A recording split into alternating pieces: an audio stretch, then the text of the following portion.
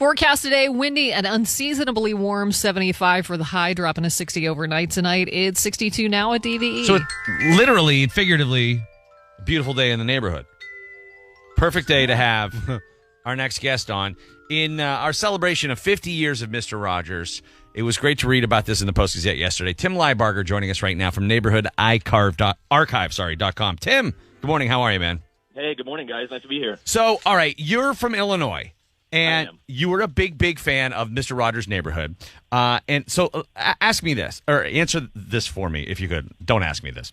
How in the hell did you put together the archive for every single episode? Oh, man. I'll tell you what. It started out about not quite 10 years ago, about 9 years ago. I was looking for some information online about a record that I had when I was a kid. Okay. And I thought surely there's some sort of like all-encompassing Mr. Rogers site out there that's going to take me 2 seconds to find this information, and I'm going to be on my way. And there was nothing. There was nothing out there, and I thought that was a horrible shame, just a kind of an injustice to this guy and his decades-long career that was so influential worldwide.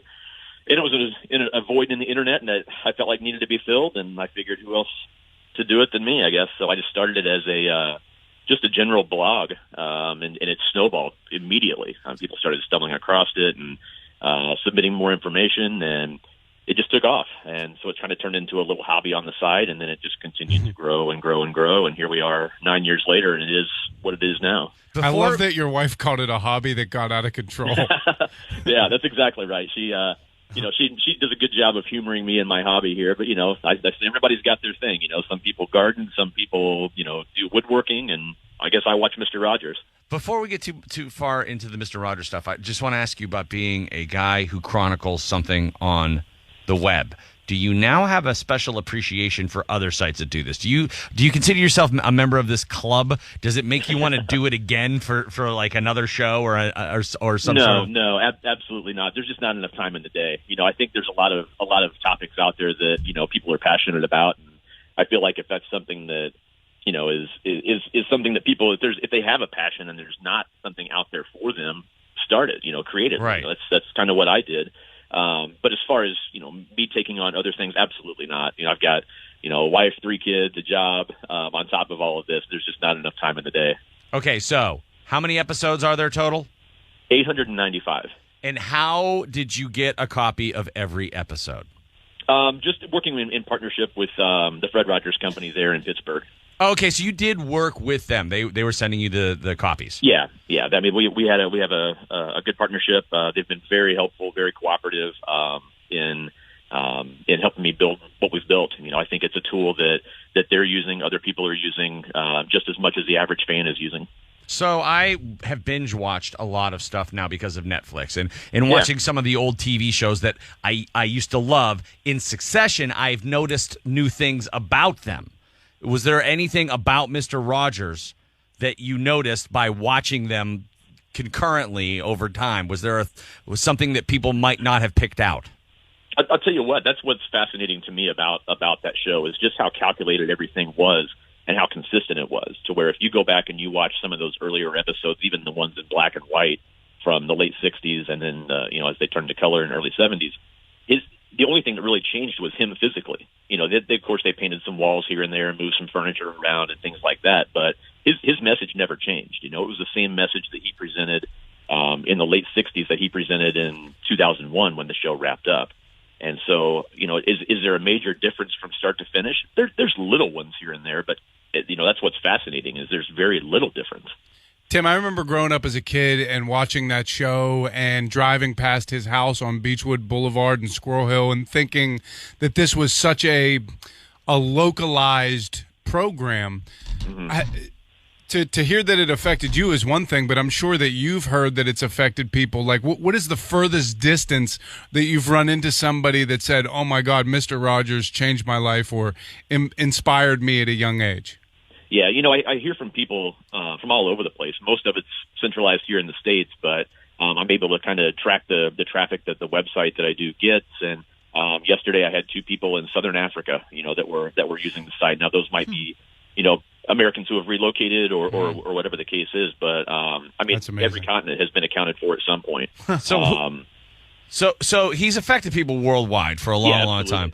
I mean, one of the things about it, I always marveled at how he was able to incorporate musical guests constantly. Who were some of the most or more unusual guests that people may have forgotten about?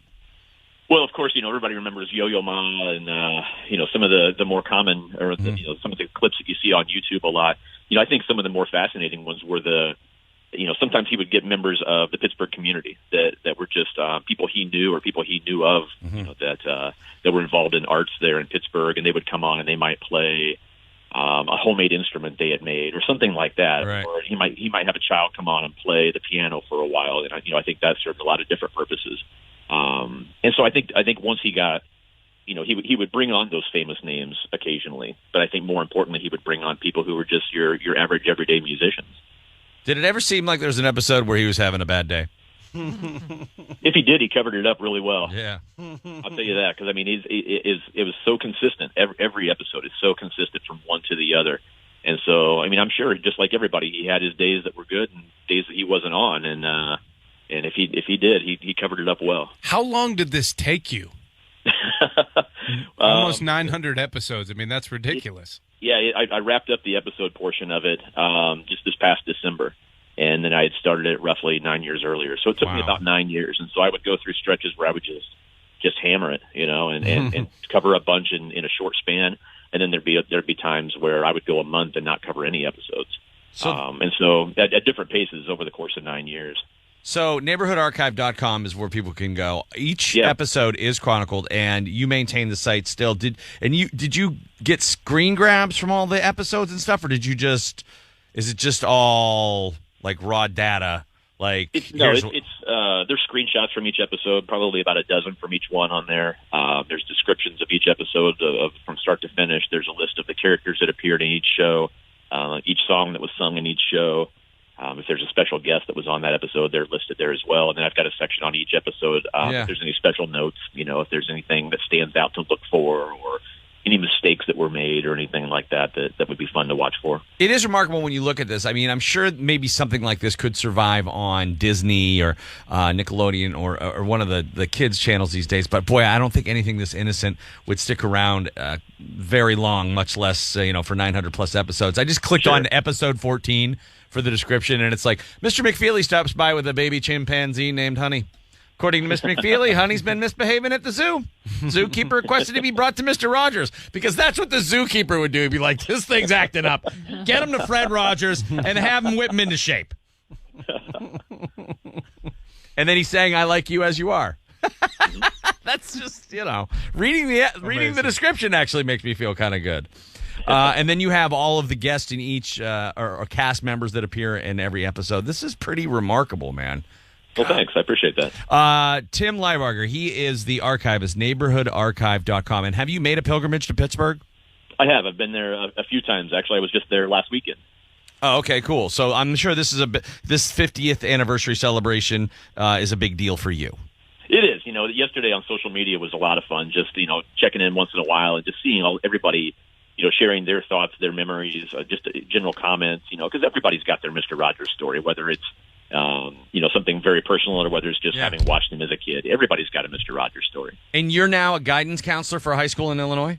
I am. Yeah, I'm a high school counselor. How much did Mr. Rogers play a role in you helping to guide the future of kids? I tell you what, I wouldn't say directly, but, I think about that sometimes. Indirectly, is that something that shaped kind of who I became as an adult, having grown up watching a neighborhood show, or is it just one of those things I'm trying to make fit? I don't know. I wouldn't say it was a direct influence. But no, his message to me is as much applied to myself and adults now as it was to kids back when I was growing up in the late 70s and early 80s. I think it's a message that we can all hear, a message of acceptance and peace and love and self-value and self-worth, that every adult longs to hear that as much as every kid longs to hear that. This is so amazing. That episode. Thank you for doing all this work, man. This is incredible. Oh, I appreciate that. No, it's a lot of fun. That episode 14, I just happened to click on one of the notes. This is really set up like IMDb. Like there's just a profile for every single episode. And there's the Seurat painting that's shared by Professor Fitzpatrick is the one from Ferris Bueller's Day Off. Yeah. Like, oh, really? Yeah, that's just in that episode. That's just, oh, man. There was so much great stuff in this back then. Well, hey, thanks again. As Bill said, we needed somebody to do this. So thanks for stepping up to the plate for us here, Tim. Oh, we appreciate it, man. I had a great time doing it. Pittsburgh, thanks you. Tim Leibarger, neighborhoodarchive.com. Thanks, man. All right, thanks. All right, we'll see you. That guy should never buy a sweater when he comes here. I mean, seriously, think about what You'll he's never buy a documented. sweater in Pittsburgh again. I got you. What do you want? Cardigan? Huh? Sure. Get him a cardigan. Cashmere. We do the cashmere. It's really cool. If you were a big fan of the show, then this is invaluable. Neighborhoodarchive.com. All right, Mike's coming in next. Sports for you here. What are the Pens going to do? They got a week to kind of hang out, not playing until Friday. But